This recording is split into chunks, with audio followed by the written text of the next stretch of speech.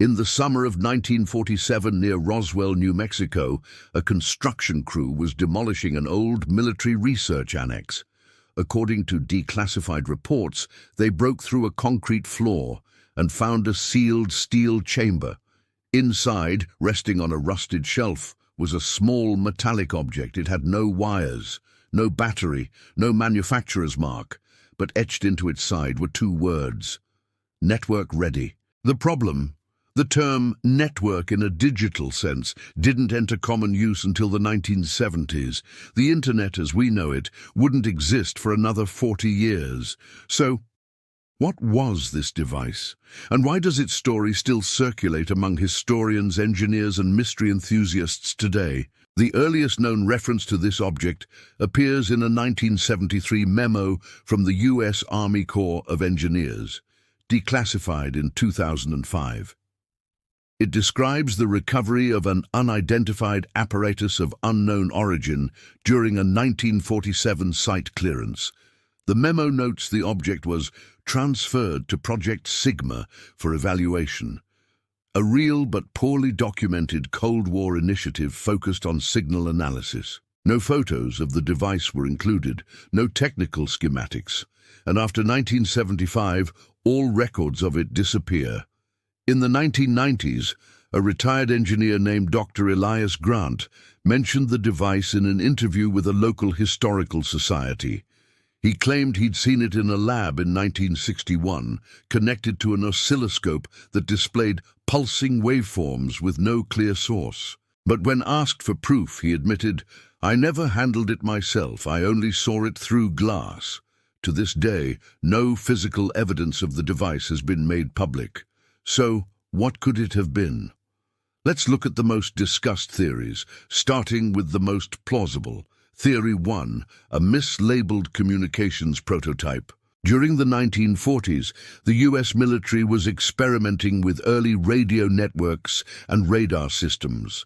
The phrase "network ready" might have referred to compatibility with existing signal grids, not a digital internet. Some historians suggest the engraving was added later, possibly during storage or cataloging. Theory 2, a hoax or misremembered event. Memory can be unreliable, especially decades later. The Roswell area is famous for UFO stories, and some researchers believe this tale may have blended with local folklore over time. Without physical proof or photos, it's hard to verify the device ever existed.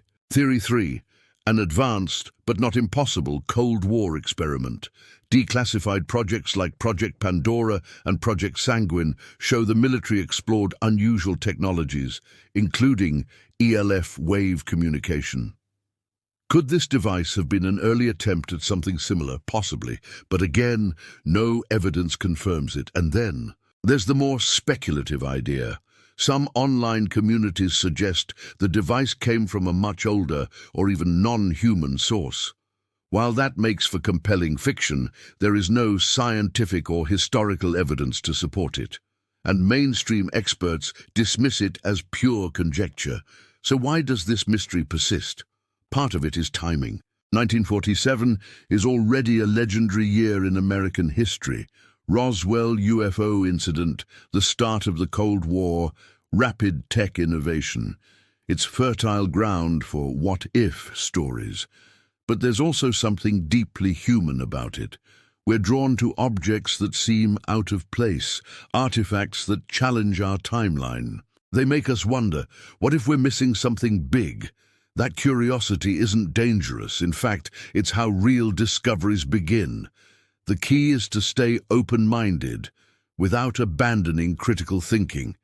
As of today, the so-called 1947 network device remains unverified. No museum displays it, no archive holds it. And until new evidence emerges, it lives in the space between history and legend. But that's where the best mysteries live, not as answers, but as questions that keep us looking.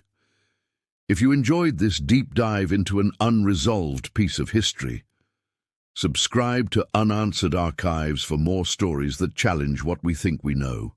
Turn on notifications, because the next discovery might be just beneath the surface. And remember, it's okay to wonder. Just always ask. What's the evidence?